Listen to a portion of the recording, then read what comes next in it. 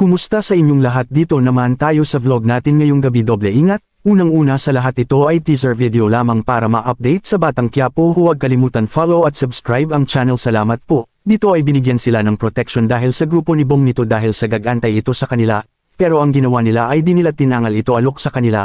Itong grupo ni Bong kumuha ng baril sa armor guard house niyo na padahan-dahan ito dahil sa gagamitin nila ito, habang tulog ang gwardya nito.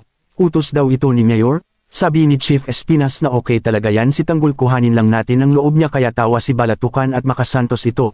Nag-usap si Mayor at si Bubbles dito, sinabihan na mag-ingat nito lagi at may habilin na mag-ingat sa grupo ni Bong. Sinabi ni Chief Espinas na kung nakahanda ito yung prison week bukas. Dito ay nagkwentuhan ang mga kaibigan ni Bubbles dito tungkol kay Tanggol na mabait na tao nito at tinutoks pa si Bubbles ng Mings kaibigan nito. Nakabalik ang grupo ni Bong at nakakuha ng baril nito galing sa armor guard house at gagamitin nila ito sa plano nila. Bong, tinulungan ni Regger si Marzeng at Nita nito pero wala na sila nito.